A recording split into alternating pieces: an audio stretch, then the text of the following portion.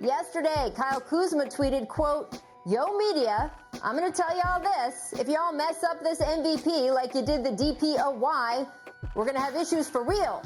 Well, Kyle, I'm very sorry to be the bearer of bad news, but the media had to submit their ballots for the NBA awards a month ago. So, yeah, it's not based on how things are going right now. Here is a look at the regular season awards that have been announced so far. Giannis did, in fact, win Defensive Player of the Year, as Kuz was referring to. John Morant won Rookie of the Year. Montrezl Harrell won Sixth Man of the Year. Brandon Ingram won Most Improved. Nick Nurse won Coach of the Year. Now, MVP has yet to be announced, but all the straw polls say that Giannis is going to win it for a second straight year. And Richard, you and I were talking about this the other day on the way over here into the bubble. What's complicated is the way the NBA structures the awards, which is that voters are told they should only vote on what a guy did in this particular regular season, which in this case was only from October to March. Nothing else is supposed to be included. And now the awards are being given out in September, 5 months after the period for which they were tabulated on. So I got to ask, is revisionist history ultimately going to ruin the 2020 NBA regular season awards kind of for everyone?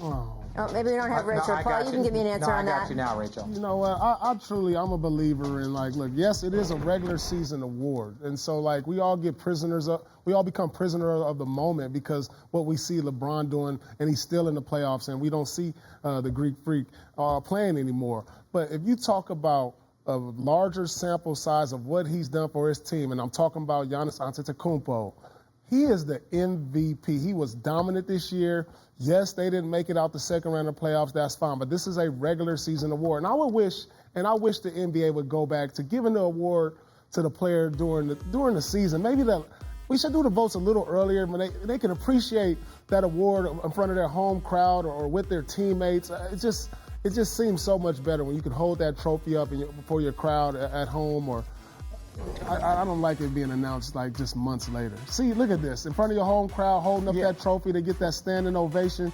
I love it. I love watching those ceremonies. We have no home crowds anymore. Yeah, but I mean, look, yeah, that's true. I love it too. We just need to get back to having crowds. When we get back to having crowds, that's what it should be. But you were right about the structure. Yeah. Paul has a point, and I agree. We do get very caught up in the moment. But the point of being caught up in the moment is because what we expect of the MVPs, right? And so when all of a sudden you struggle in the first round or struggle in the second round, we're like, was this guy really the best player in the world this year? And now look, this has happened with James Harden. It happened with Russell Westbrook when he won his MVP and he averaged a triple-double for the first time since Oscar Robertson. And everyone was like, this isn't going to translate into the postseason.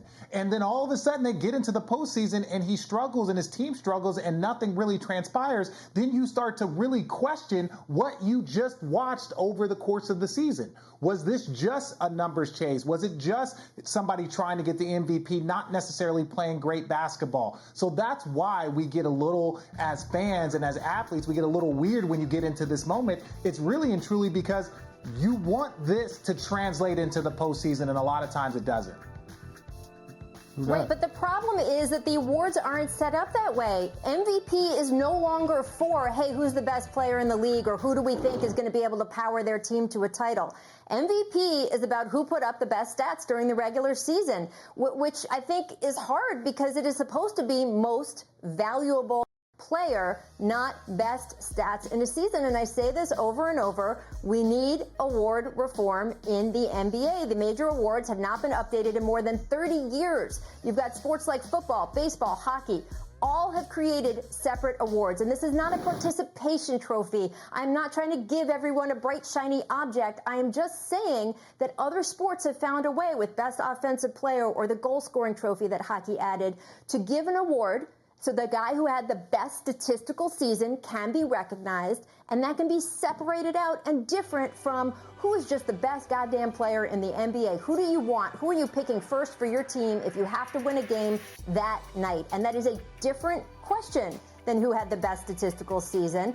I don't know what's going to happen at the end of this, Richard. If LeBron is obviously advanced further in the playoffs, if he gets further than Giannis does, is that going to just change the narrative again there, or do you feel like there's going to be enough support for both? Well, no, I think that there should be an adjustment because way too many times we can sit up here and say that Shaq was the most dominant player in the league for 10 years, but he has, 1 or 2 MVPs. It's the same with Kobe. Kobe has 1 MVP, and you have these guys that are the best player in the game for a decade plus and only have 1 because they're like, oh, well, somebody had a better statistical season. And it's like, well, wait a second. There was years where Kobe averaged 35, didn't win the MVP, and he had the best statistical season because we had seen numbers that we hadn't seen in 30 years. So I think they do need to adjust it because there are some frustration that grows with players. There is frustration that grows with players and management on some of these awards.